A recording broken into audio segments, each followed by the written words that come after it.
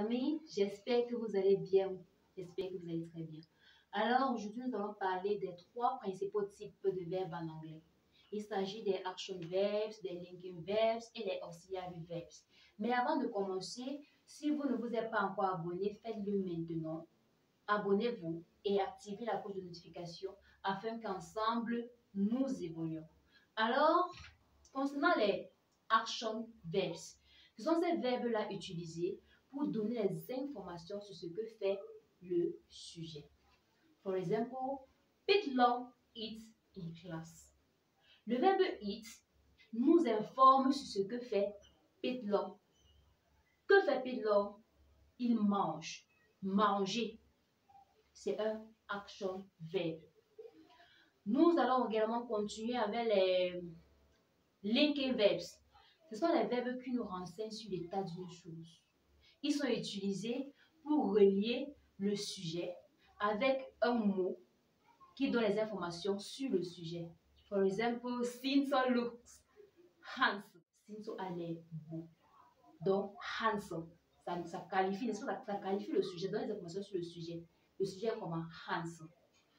Nous allons également continuer avec les auxiliary verbs. Very interesting. Very interesting. Les auxiliary verbs sont ces verbes-là qui aident le verbe principal. En anglais, on les appelle également les helping verbs. En français, nous parlons de l'auxiliaire être et de l'auxiliaire avoir. Mais en anglais, nous avons toute une panoplie. Can, do, have, will, should, would, could. Tous ces verbes-là sont les auxiliaires en anglais. For example, I will be there tomorrow. Will aide le verbe be. C'est l'auxiliaire qui est utilisé pour aider le verbe be.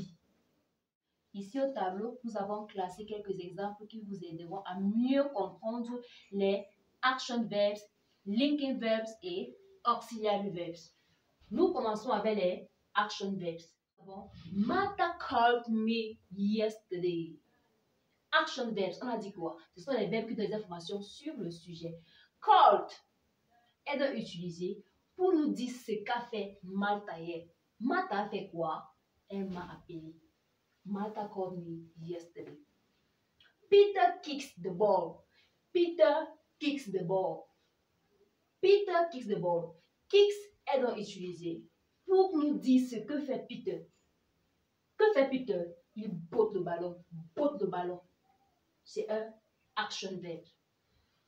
Nous allons également parler des linking verbs comme second type. Les linking verbs, nous allons dire, sont les verbes qui sont utilisés pour donner les informations sur l'état d'une chose. Donner les informations sur l'état d'une chose.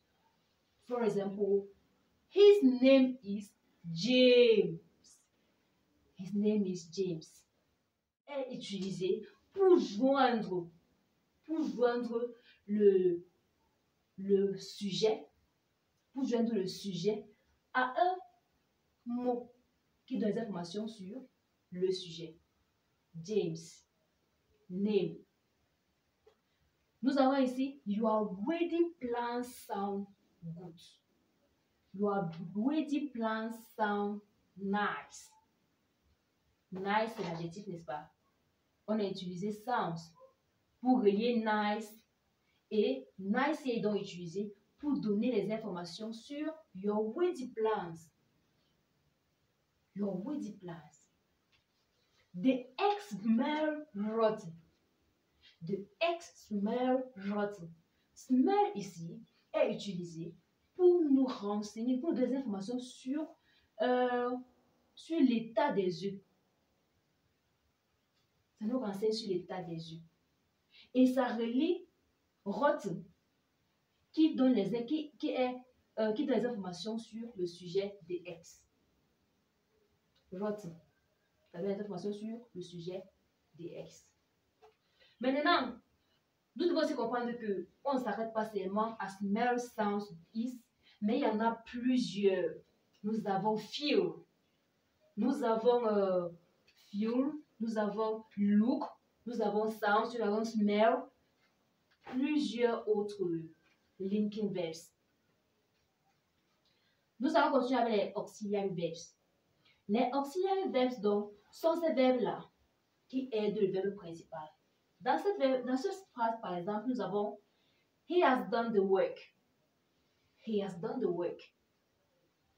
Has ici est utilisé pour aider le main verb, le verbe principal, qui est done.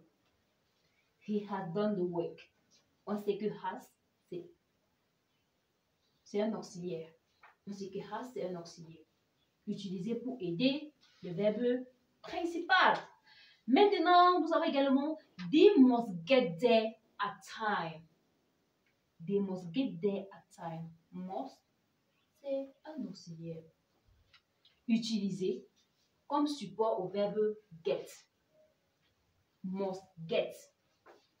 Must get. Comme d'autres auxiliaires, nous avons be. Et dans be, nous savons qu'il y a am, il y a are, il y a is. Nous avons can, nous avons could, nous avons do. Et dans do, nous savons qu'il y a did, il y a do, il y a those. Dans une phrase, si vous voyez que le verbe nous renseigne sur l'état d'une chose, pensez au linking verb. Pensez au linking verb. Si ça nous donne les informations sur ce que fait le sujet, pensez aux action verbs. Si ça aide le verbe principal, pensez aux auxiliaries. Et retenez que nous n'avons pas seulement 2 auxiliaires en anglais, mais nous avons une panoplie. Une panoplie. Au terme de notre enseignement sur les verbes, si vous avez aimé la vidéo, likez, commentez, partagez et surtout, n'oubliez surtout pas de vous abonner et d'activer la cloche de notification.